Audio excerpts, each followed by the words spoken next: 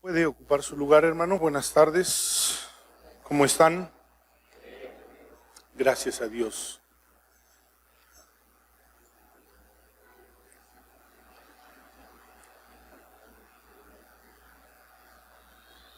Hemos estado hablando acerca de las doctrinas de la gracia.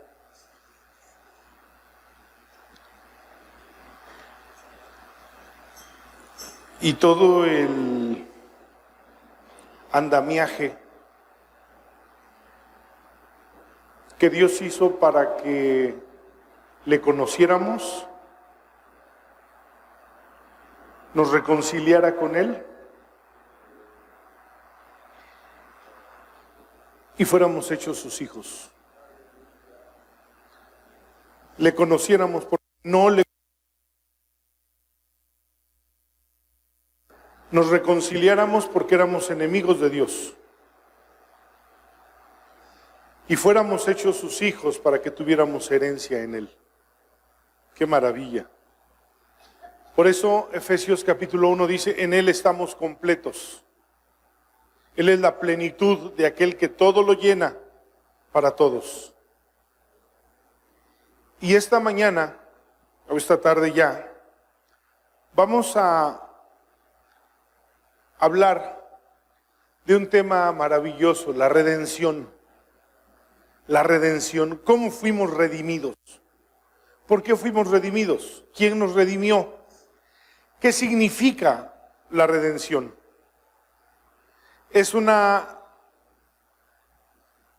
experiencia maravillosa descubrir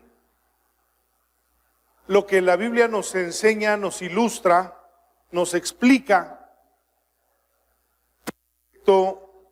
al amor de Dios, al interés de Dios, a la forma como Dios nos ha mirado, porque no ha querido que nosotros nos perdamos. Cuando Dios creó al hombre, dice la Biblia, lo creó a su imagen y semejanza. Hay una doctrina que a veces les he compartido de el sacerdote español Pedro Hernández en el siglo XVI, que marca el porqué en una hipótesis, en una teoría de él, no está en la Biblia, porque el diablo se rebeló contra Dios. Dice que cuando Dios había creado todo y creó al diablo, capítulo 12 de Isaías, 14 de Isaías, perdón, el capítulo 28 de Ezequiel hablan del diablo, de cómo fue creado y luego su creación y su caída. Pero dice que cuando Dios comenzó a crear todo y creó el ejército de los cielos, y al diablo lo creó con una hermosura y una perfección. Entonces el diablo pensó, dice Pedro Hernández, que él era la creación cúspide de Dios. Pero entonces dice que Dios juntó a todos los seres creados, a los ángeles. Repito, es una especulación. Y entonces les dijo, pero voy a crear al hombre. Y a diferencia de todo lo que he creado, él será como yo. Lo voy a crear a mi imagen y semejanza, porque yo quiero tener familia. Y entonces cuando eso sucedió, en la teoría de Pedro Hernández dice, el diablo conspiró porque se sintió la acción más importante. Y entonces conspiró contra Dios y se llenó de orgullo y de soberbia, porque no era él, era el hombre a quien Dios iba a crear. Y entonces dice, Dios creó al hombre a su imagen y semejanza. El diablo pecó, fue echado del cielo y el diablo peleó contra todo lo que era Dios. Y en el capítulo 2 de Malaquías hay un pasaje donde Dios manifiesta por qué creó al hombre. Y dice, que habiendo Dios querido tener familia, Dios quería tener familia. Así dice en Malaquías. Habiendo Dios querido hacer familia, dice, tener familia.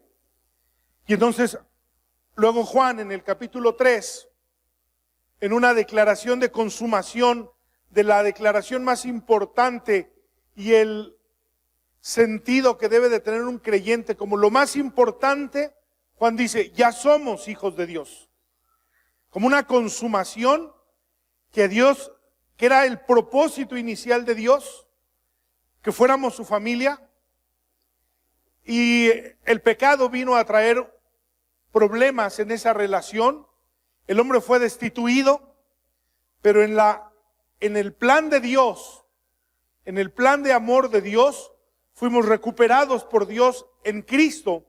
Y entonces Juan también dice en el Evangelio de Juan, a los suyos vino, los suyos no le recibieron, mas a todos los que le recibieron y creen en su nombre, les dio el derecho, la potestad, la autoridad de ser llamados hijos de Dios, los cuales no son nacidos de carne ni de sangre, ni de voluntad de varón, sino de Dios.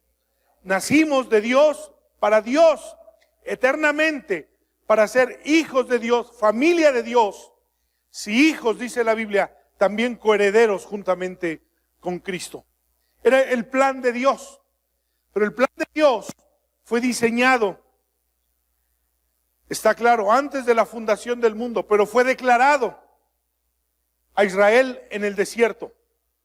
Cómo Dios iba a restaurar la relación, iba a volver el propósito con el que Dios había hecho al hombre, lo iba a restaurar a través de la redención. Y entonces le expone a Israel lo que era la redención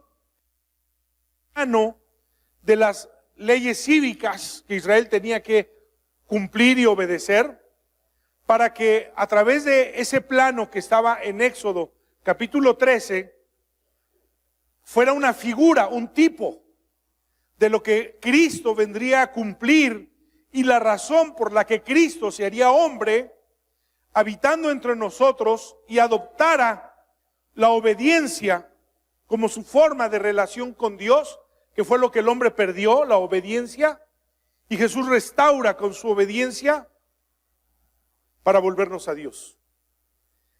Ese plan de la redención, digamos, el apóstol Pablo dice, Dios es tan rico en gracia y en bondad que compró nuestra libertad con la sangre de su Hijo y perdonó nuestros pecados, dice Efesios 1:7.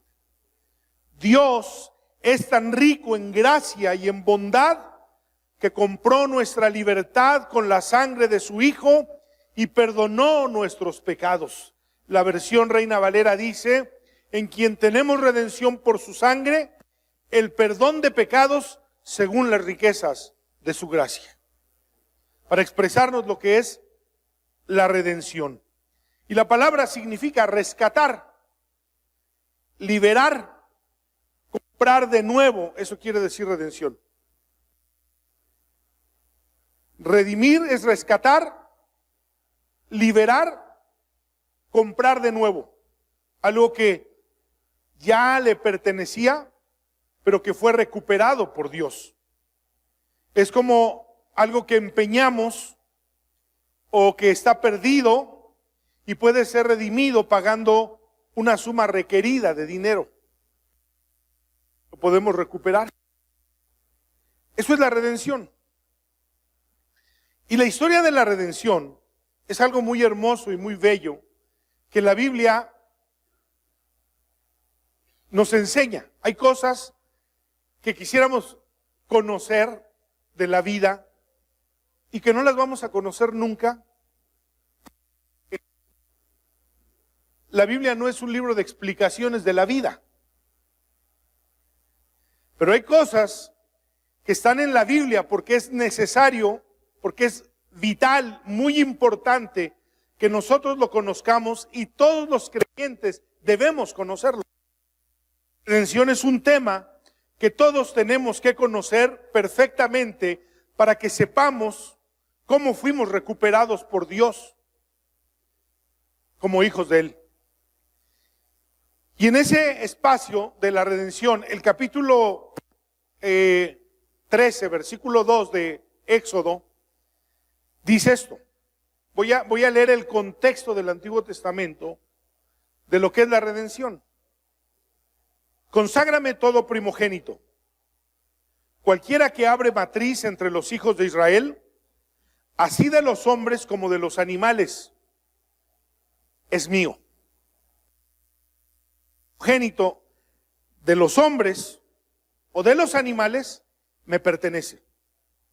Esa es una orden de Dios para Israel, para que supieran qué hacer con los primogénitos. Y luego viene, en el mismo capítulo 13, del 11 al 16, dice: cuando el Señor cumpla la promesa que les juró a ustedes y a sus antepasados, esto es lo que deben hacer. El día que Él les dé la tierra donde actualmente viven los cananeos, deberán presentar al Señor todo primer varón y toda primera cría, macho de los animales, porque a Él le pertenecen. Para recuperar la primera cría de un burro podrán pagar el rescate al Señor, entregando como sustituto un cordero o un cabrito. Pero si no pagan rescate para recuperarlo, tendrán que quebrarle el cuello al animal, porque a Dios le pertenece. Sin embargo, tienen la obligación de pagar rescate por todo primer hijo varón. En el futuro, sus hijos les preguntarán: ¿y qué significa todo esto? Y ustedes les dirán: con la fuerza de su mano poderosa, el Señor nos sacó de Egipto, donde éramos esclavos. El faraón se puso terco y por nada quiso dejarnos salir. Entonces el Señor mató a todos los primeros hijos varones de toda la tierra de Egipto y también a los machos de las primeras crías de los animales. Por eso ahora sacrifico a Jehová los machos, a todos los machos primer nacidos al Señor, pero siempre pagamos rescate para recuperar a los primeros hijos varones. Esta ceremonia servirá como una marca grabada en la mano o en la frente. Es un recordatorio de que el Señor nos sacó de Egipto con la fuerza de su mano poderosa. Aquí hay el primer antecedente que se tiene respecto a la redención, está en Génesis capítulo 3. Explicación y algo que tenía que suceder en la vida cotidiana de Israel, en esta práctica de los primogénitos. Si nacía un primogénito varón, entonces la familia o el matrimonio tenían que pagarle un rescate a Dios por ese varón, por ese primogénito, porque así estaba establecido por él. Y en el libro de Deuteronomio se explica de una manera muy clara cómo se pagaba el rescate por la redención. Números capítulo 3, versículo 40 al 51. Y ahí explica cómo se pagaba el rescate por un primogénito. Pero nadie podía quedarse con un primogénito si no lo rescataba. Era un anuncio, una figura de lo que un día Dios haría con su único hijo. El unigénito de Dios sería entregado por Dios para rescate nuestro. Entonces, una figura muy interesante que observar en el hijo primogénito. No se lo podían quedar si no pagaban rescate. En el caso, por ejemplo, de un burro o de una mula, que servía para el trabajo y que era muy anhelada por la gente, porque por todo lo que servía y representaba un burro o una mula, Dios les dice: no se pueden quedar con él. Si es el primogénito, o pagan un rescate, o le rompen el cuello y lo matan, porque es mío. A mí me pertenece. ¿Y cómo podían rescatarlo? Bueno, entonces podían matar a un cordero del burro, y si mataban ese cordero y lo sacrificaban, entonces se podían quedar con el burro, porque todo lo primero, las primicias, los animales, el primogénito, el hijo primogénito, todo lo primero le pertenecía. No podía nadie negarle ese derecho a Dios. ¿Qué podía hacer Dios si no rescataban hijo primogénito? Podía matarlo. Le pertenecía a Dios. Y entonces, a través de ese capítulo 13 del Éxodo, comenzamos a tener vislumbres de lo que era la redención. Sucedía lo mismo con otras cosas. Sucedía lo mismo con la tierra, sucedía lo mismo con las propiedades, sucedía lo mismo. Digamos, nosotros tenemos una historia muy bella en la Biblia, que es la historia de Ruth. Y la historia de Ruth, que es una historia preciosa, nos habla de la y cómo se efectuaba la redención. Entonces, Noemí, junto con su marido, Elimelech, se van de Belén porque había una gran hambre en Israel y se van a los campos de Moab, que era una nación pagana, los moabitas.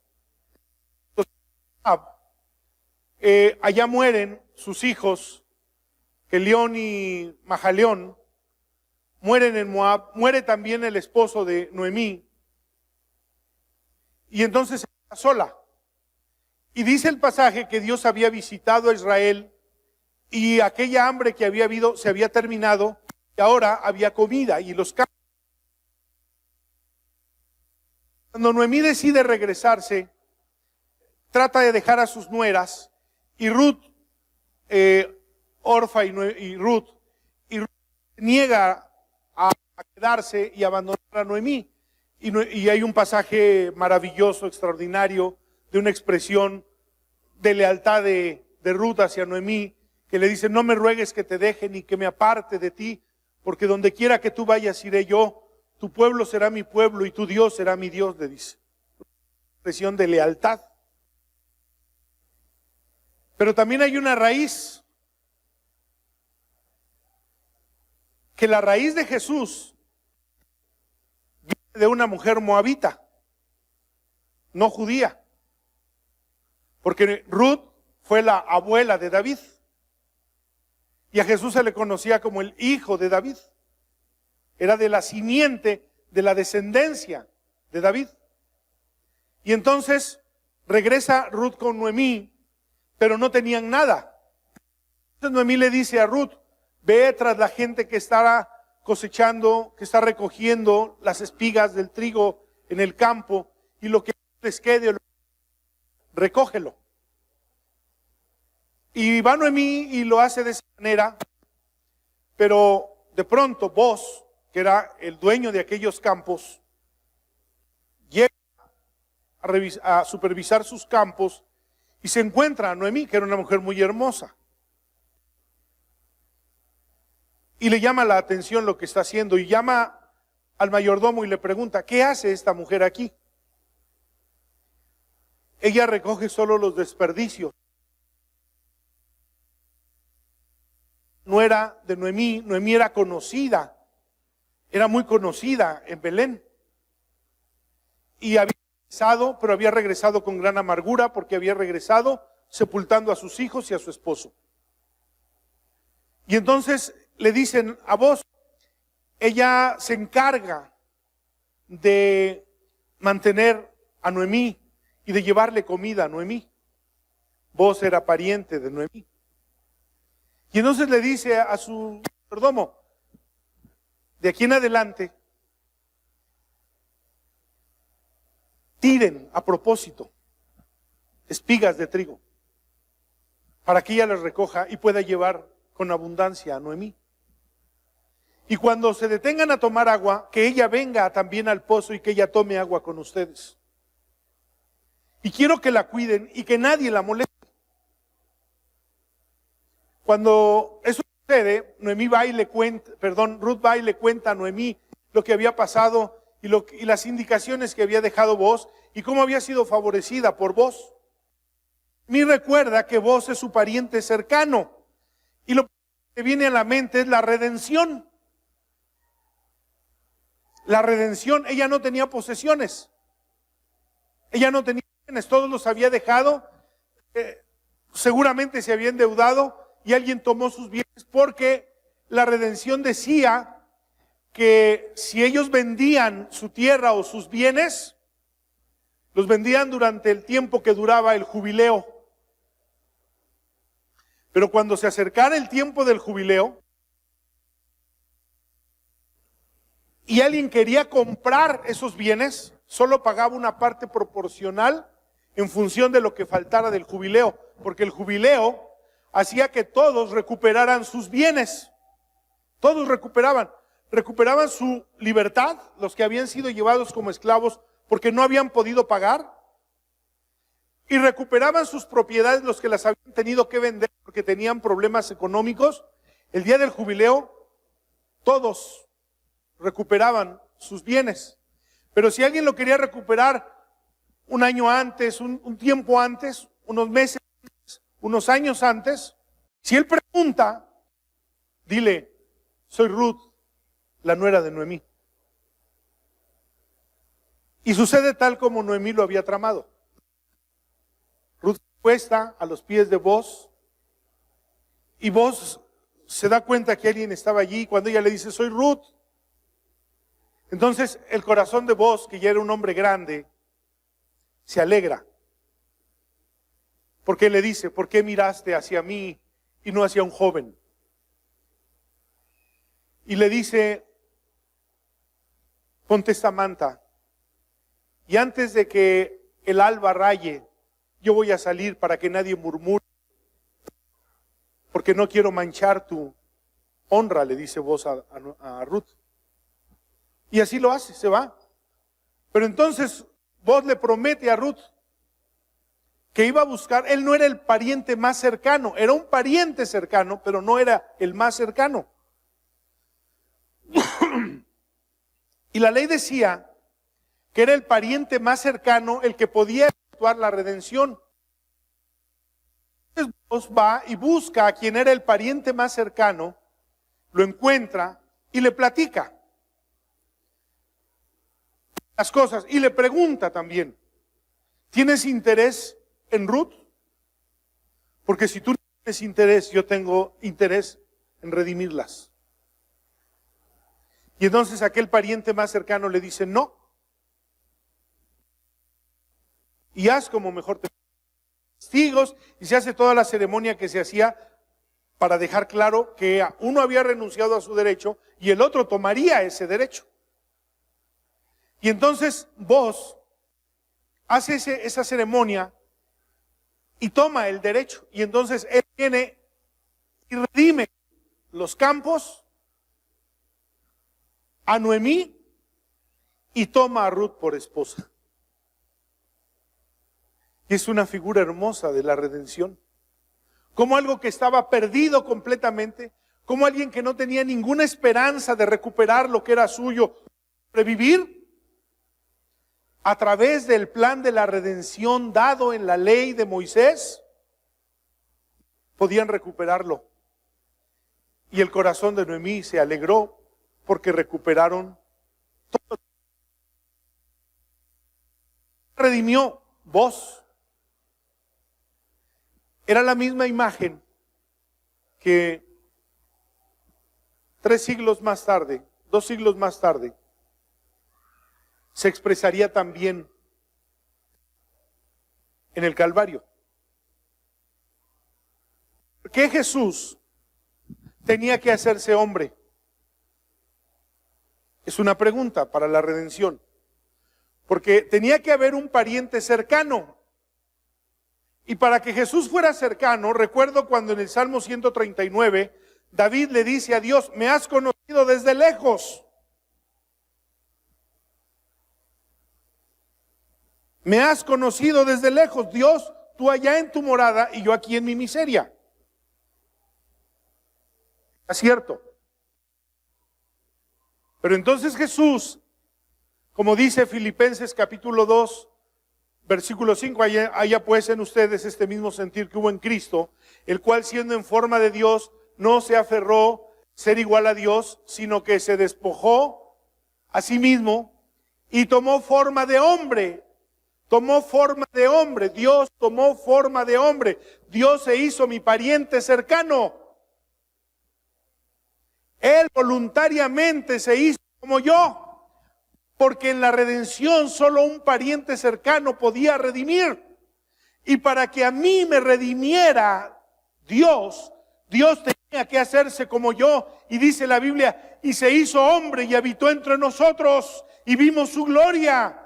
Gloria como del unigénito del Padre, lleno de gracia y de verdad. Era primogénito, era como yo, se hizo hombre y vino a pagar por mí, para redimirme a mí. ¡Qué maravilla! La redención es una figura maravillosa y extraordinaria de Dios para nosotros. Pero había algo muy importante.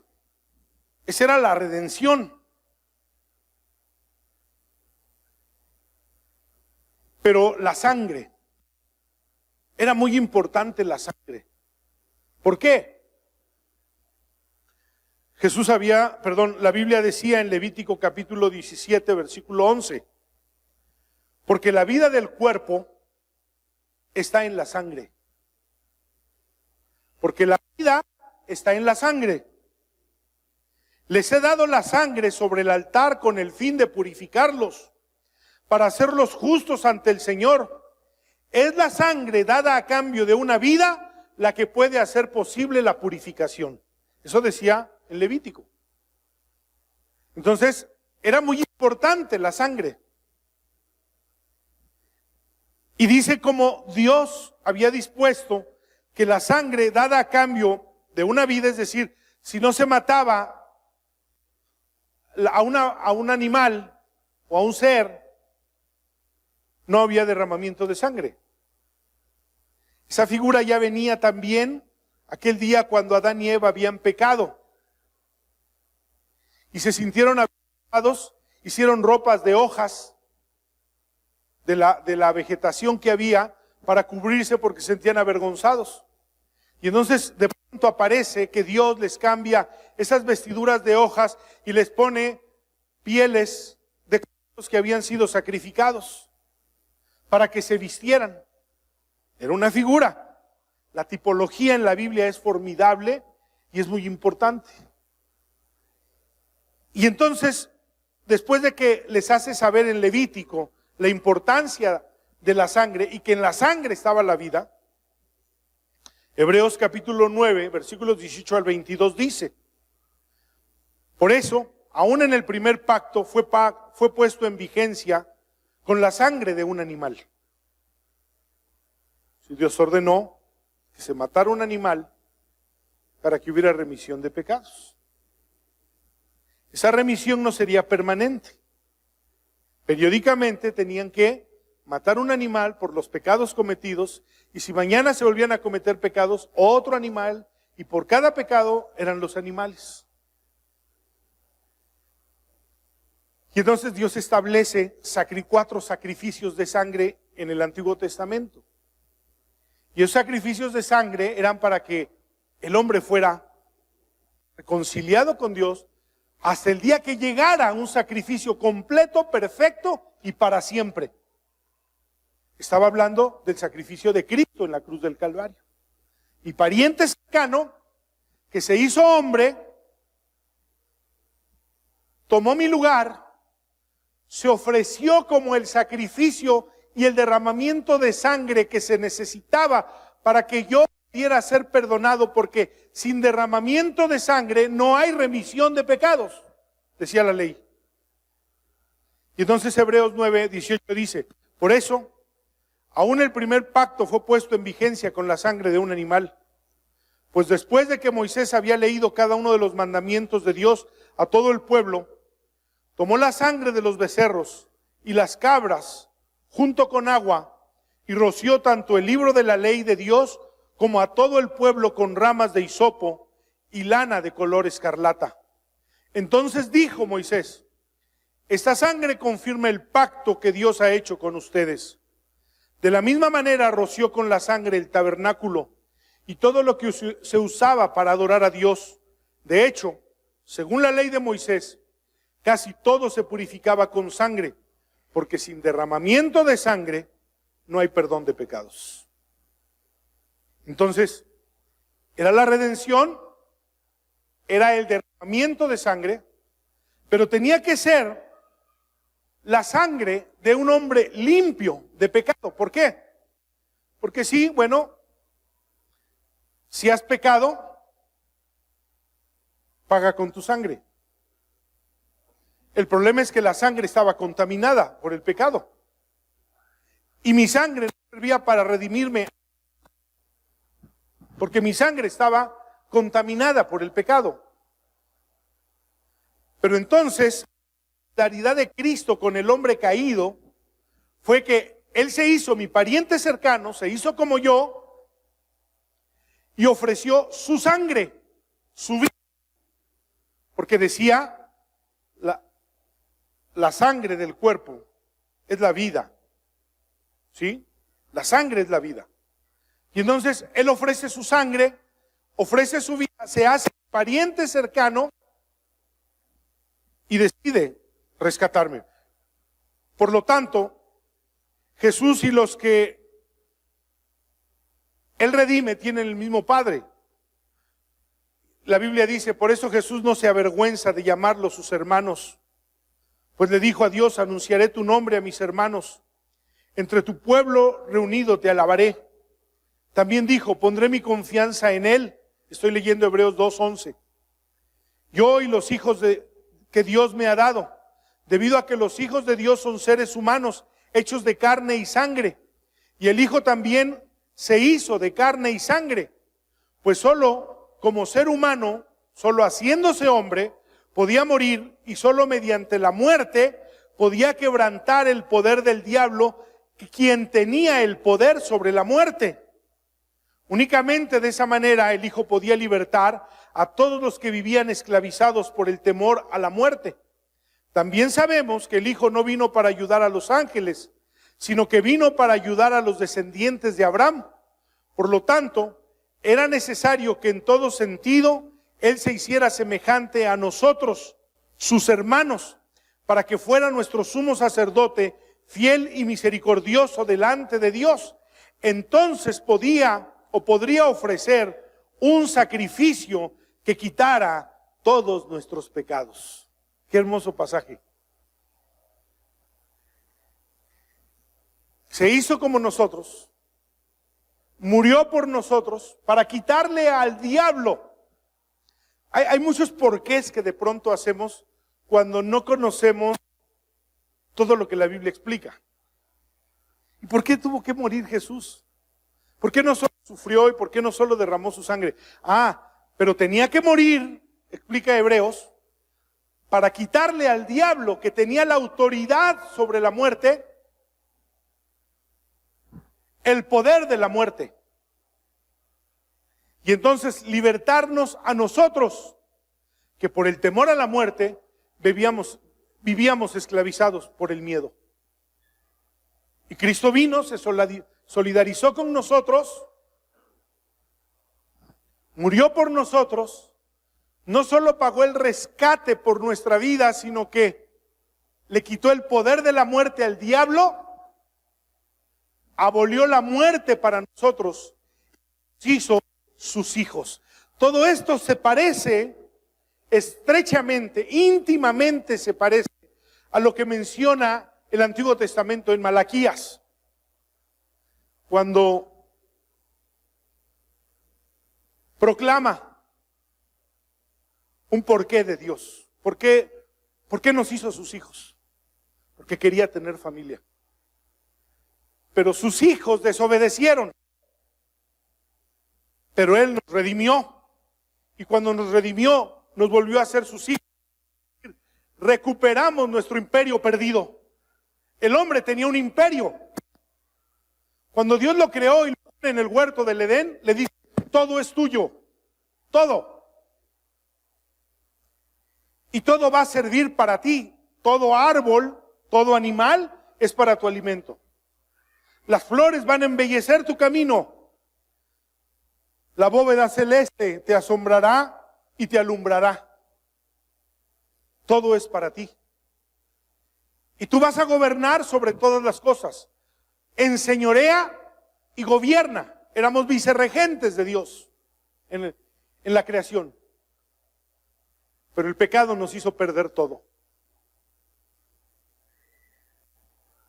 Y cuando viene la redención y Cristo muere por nosotros, paga, derrama su sangre por nosotros, porque estaba establecido que tenía que ser con la sangre.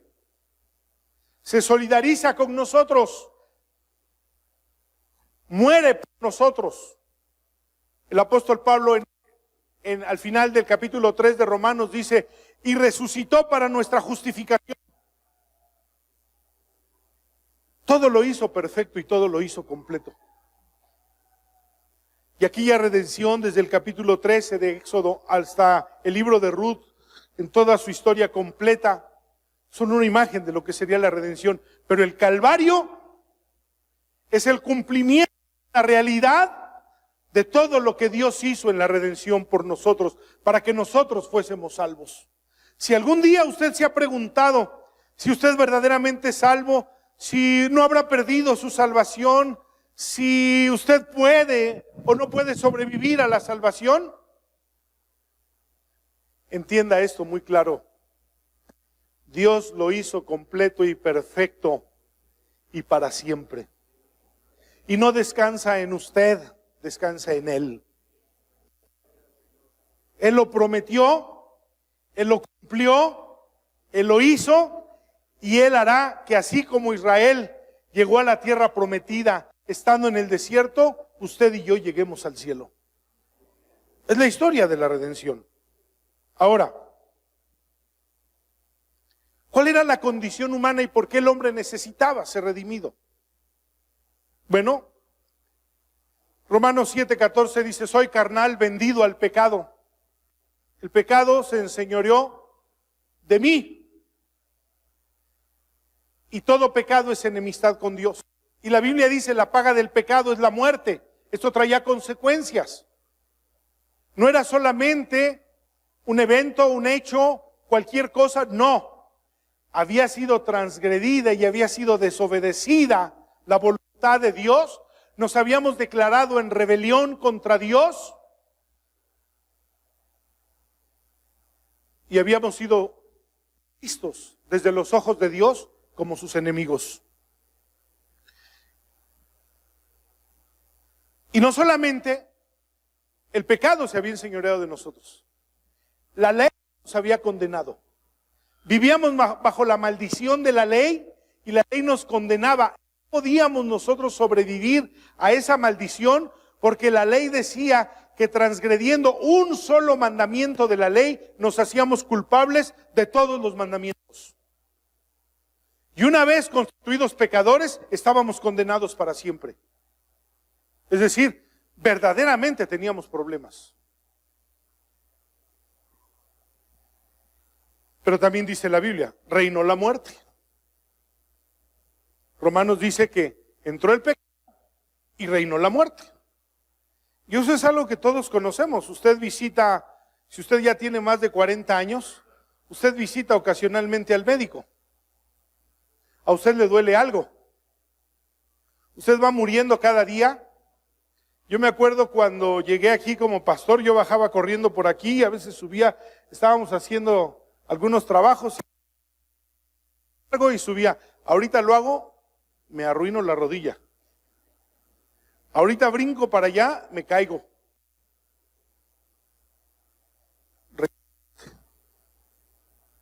¿Cuántas cosas vamos dejando de hacer en la vida? ¿Cuántas cosas decimos, yo ya no puedo hacer esto, estamos muriendo? Me acuerdo cuando yo corría, me acuerdo cuando podía, me acuerdo cuando en un espacio de tiempo jugué fútbol americano con los jóvenes de la iglesia y pasaron años y entonces se me ocurrió volver a jugar fútbol americano.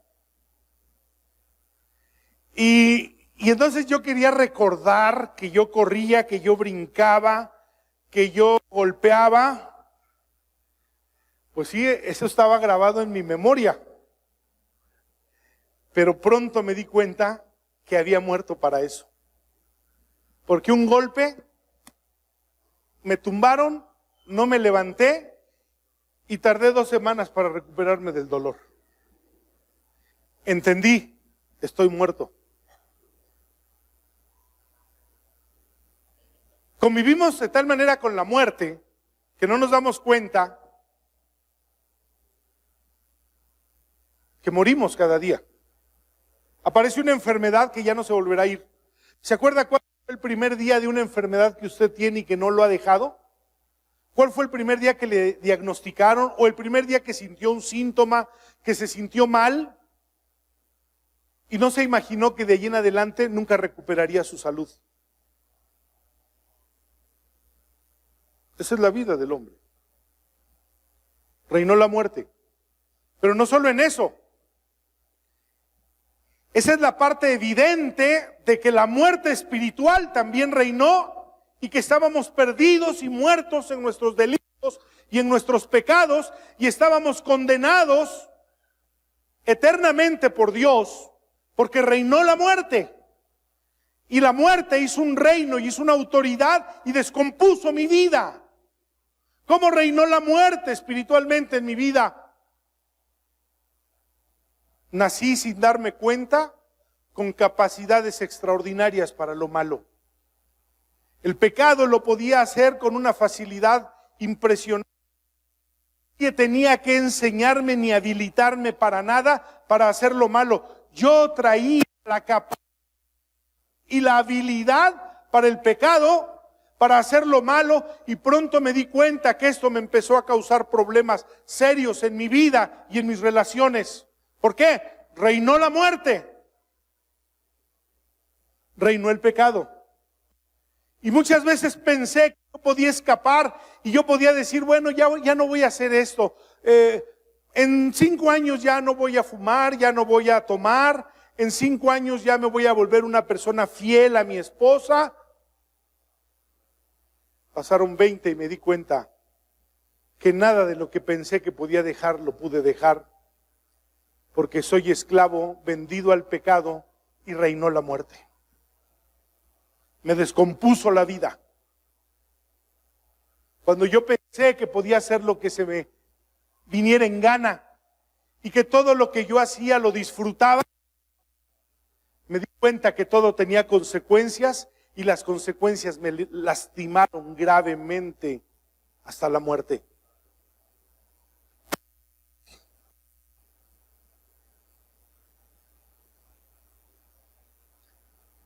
Viví en el reino de las tinieblas, porque hacía muchas cosas que no entiendo y que yo pensé que eran buenas, porque otros las hacían, pero no me daba cuenta que todo lo que hacía me destruía. Porque dice el Evangelio de Juan, los hombres amaron más las tinieblas que la luz. Y fue un desastre para mi vida. Apenas miramos la vida, hoy vamos a presentar a una nena. Y qué maravilloso es un bebé, lo que le vemos, todo lo que pensamos que podemos hacer por ese bebé mientras esté en nuestros brazos, sí. Pero apenas aprenda a caminar, se habrá salido de nuestros brazos. Y comenzarán los problemas, y comenzarán las disciplinas, y comenzarán las desobediencias, y comenzará el desastre. De alguien tan pequeño y tan hermoso que mirábamos, que pensábamos que era inofensivo, que era toda ternura, que era, decimos muchas veces de un niño, qué inocente. Si supiéramos de qué viene cargado ese niño y qué va a explotar apenas aprenda a caminar, lo primero que nos hará es un berrinche, nos va a escupir, nos va a patalear y de ahí en adelante todo va a crecer.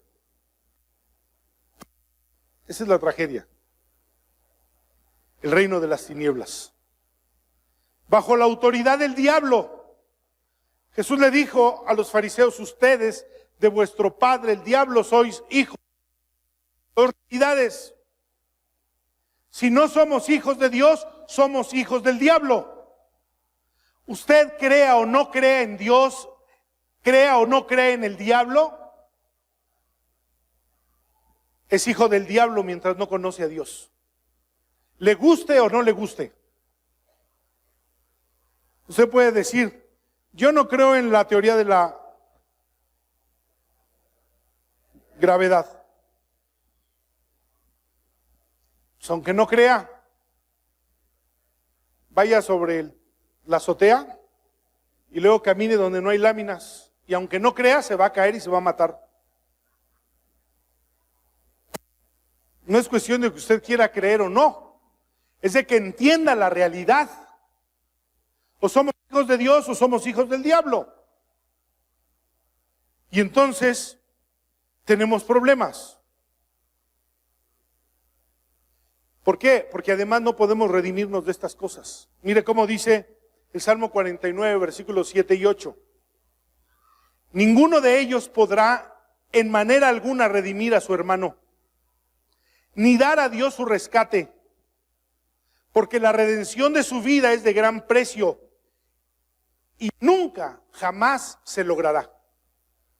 Está hablando de la capacidad del hombre para redimirse así. ¿Por qué usted no puede adoptar una filosofía?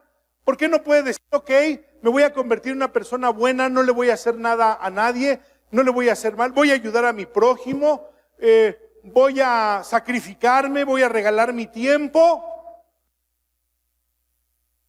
Con eso no va a alcanzar la redención y se va a ir al infierno. ¿Por qué? Porque la redención de nuestras almas es de gran precio. Nunca, jamás podrá pagarse, dice. Por eso usted no puede confiar en usted. Si usted nos visita esta tarde, hay alguien que nos visita esta tarde, no conoce el Evangelio, créame lo que le estoy diciendo, usted nunca podrá redimirse. Por mejor comportamiento que tenga, por mejor conducta, así diera todos sus bienes y diera su cuerpo, como dice Corintios, para ser quemado, no se podrá redimir. Porque su redención no se logrará nunca, jamás. Qué terrible. Necesitamos la solidaridad de Cristo. Necesitamos la redención de un pariente cercano cuya sangre no esté manchada por el pecado. La Virgen de Guadalupe no es. Buda no es. Mahoma no es. El Dalai Lama no es. El Papa tampoco.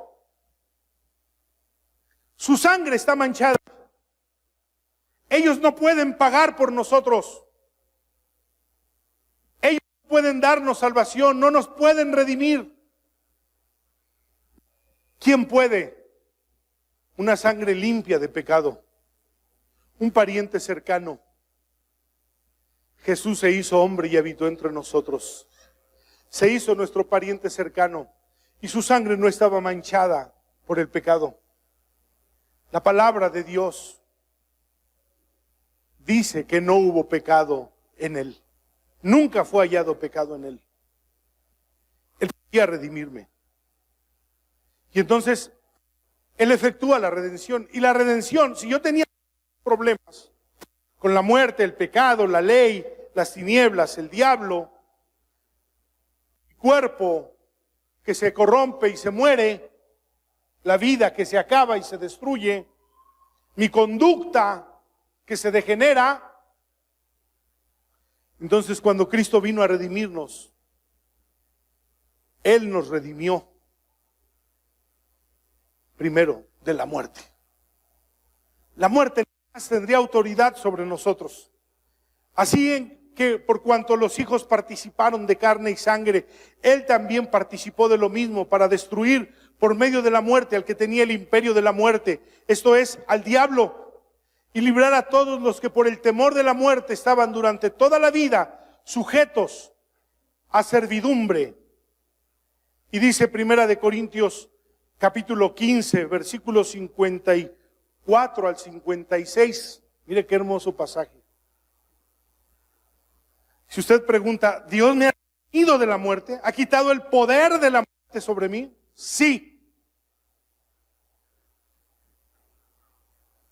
Cuando esto corruptible,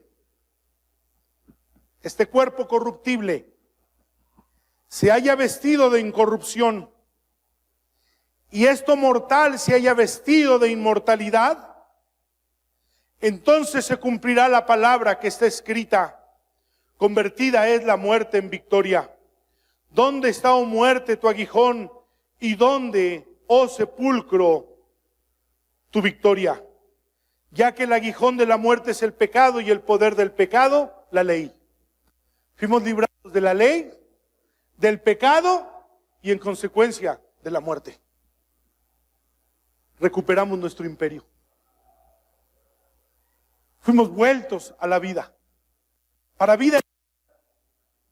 ser hijos de Dios. Cristo es nuestro hermano mayor. Y dice, también no solo nos redimió de la muerte, sino nos redimió de la ley.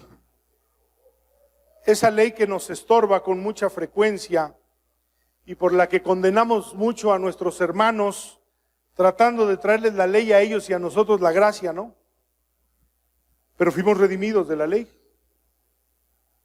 Romanos 8:2 dice, porque la ley del Espíritu de vida en Cristo Jesús me ha librado de la ley del pecado y de la muerte.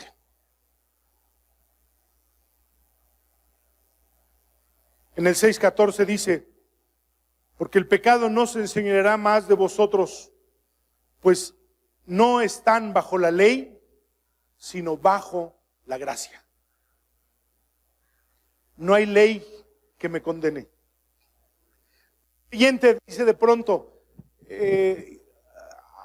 hacemos una predicación evangelística, invitamos a la gente a recibir a Cristo, y allí levantan la mano los creyentes que ya tienen 10, 15, 20 años, 2 años, 3 años de convertidos. No. Decimos, pasen a la... Quieran recibir a Jesús y ellos pasan. ¿Por qué? Porque no entendemos que ya fuimos libertados del poder de la ley, que ya no estamos bajo la ley, sino bajo la gracia. Y que el pecado en el creyente no es para condenación, para confesar nuestros pecados. Y si no los confesamos, Dios se abroga el derecho de corregirnos y disciplinarnos, pero nunca nos va a retirar su gracia. Nunca nos va a retirar la filiación de hijos. Nunca. Somos hijos para siempre. Para siempre. No estamos bajo la ley, sino bajo la gracia. Fuimos redimidos de este cuerpo marcesible, corruptible.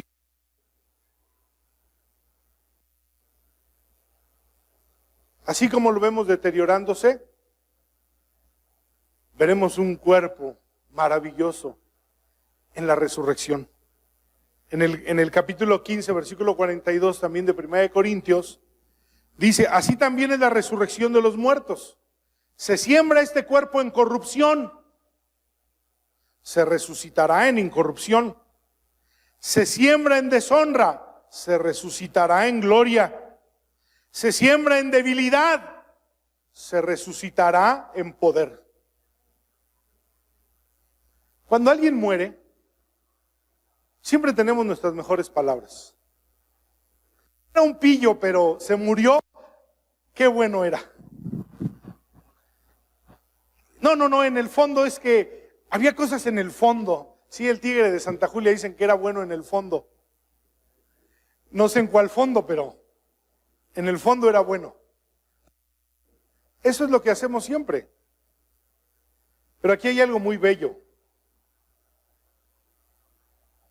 El día que yo muera, por lo menos mis hijos,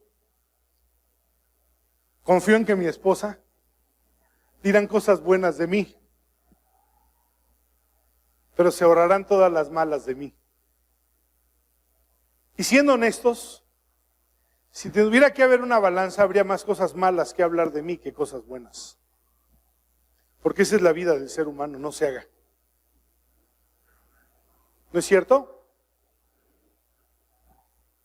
¿Cuántas cosas que debimos hacer no hicimos? ¿Y cuántas cosas que no debimos hacer hicimos?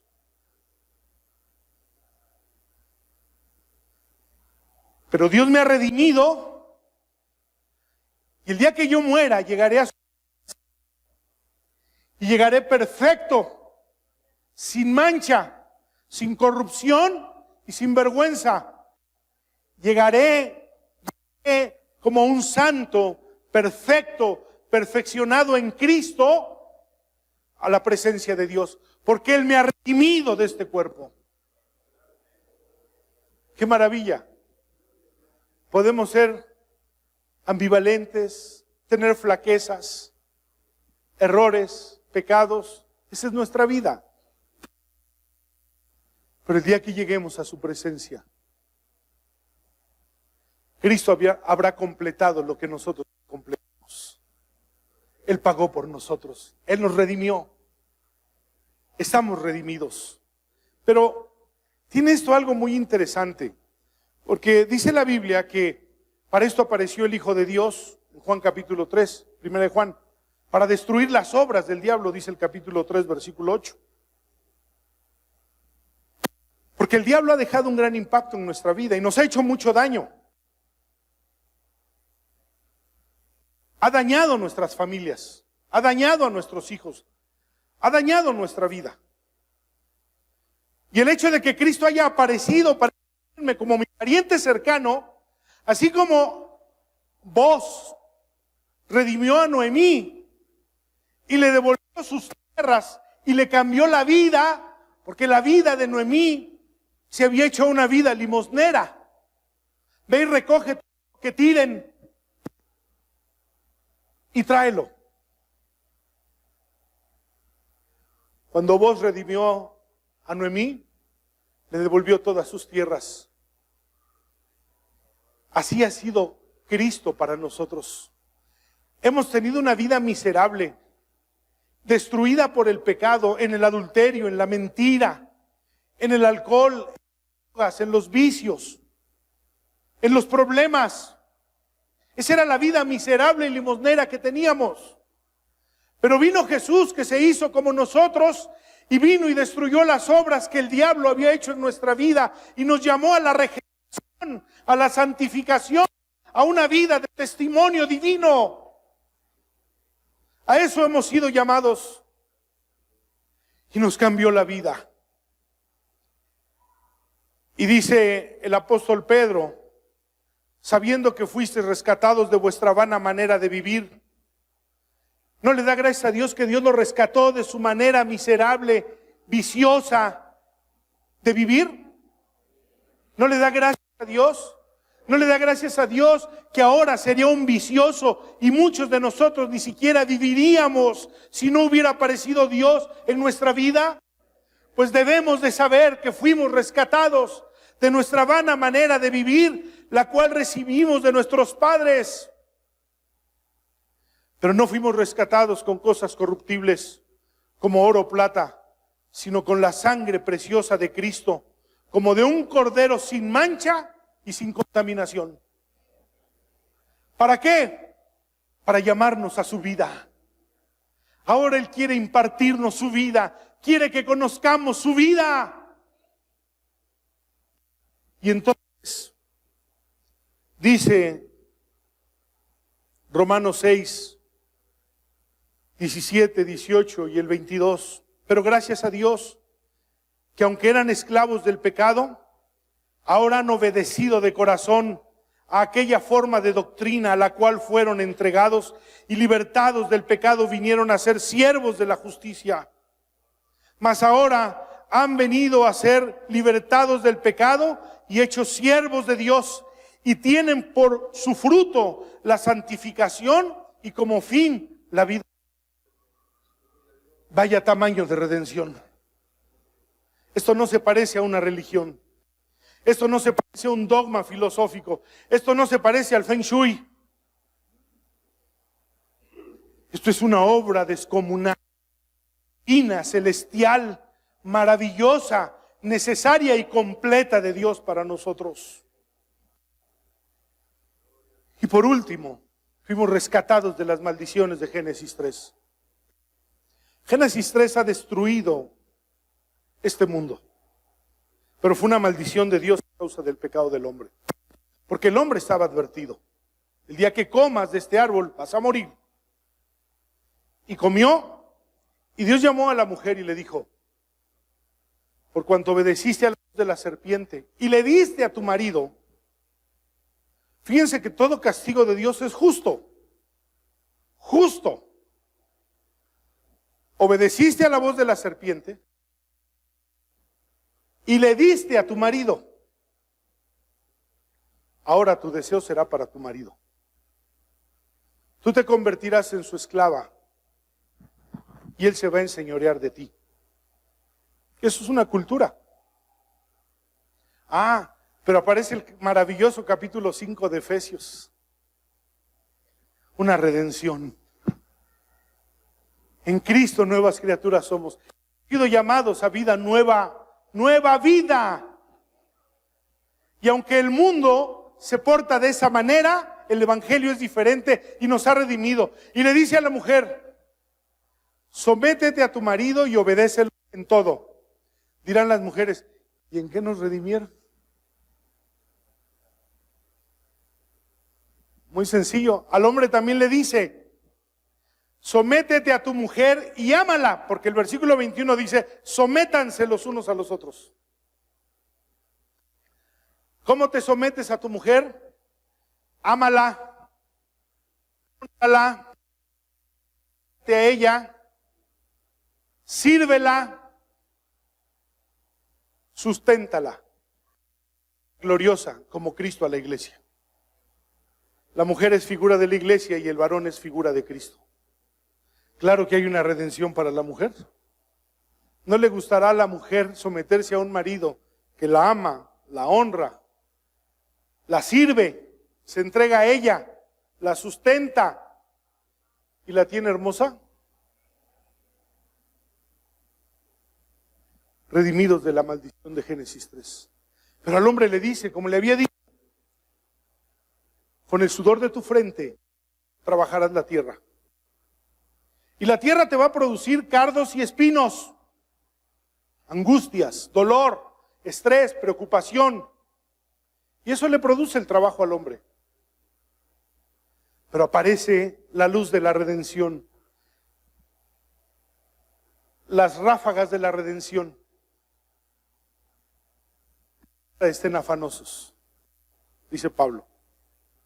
Y en Mateo Jesús dice: bástale a cada día su propio afán. Si él cuida de las aves, ustedes valen más que 2 pajarillos.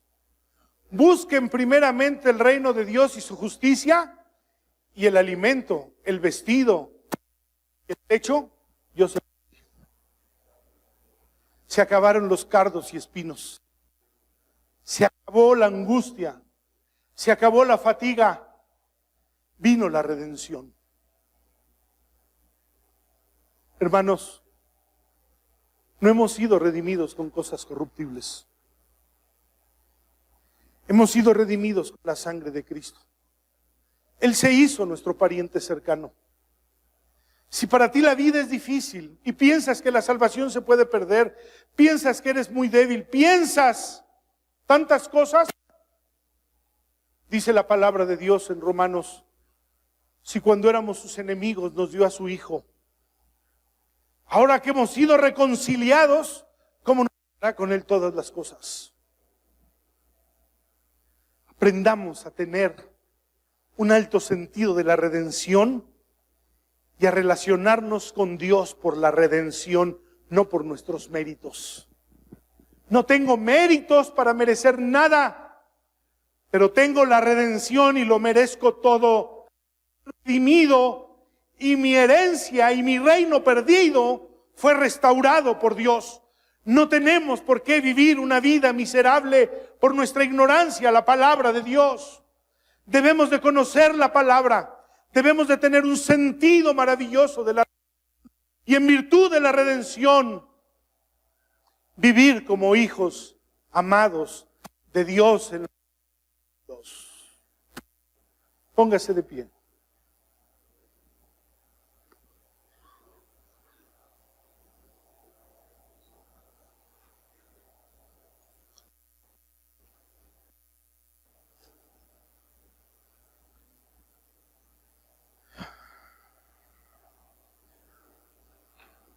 Dios es tan rico en gracia y bondad que compró nuestra libertad con la sangre de su Hijo y perdonó todos nuestros pecados.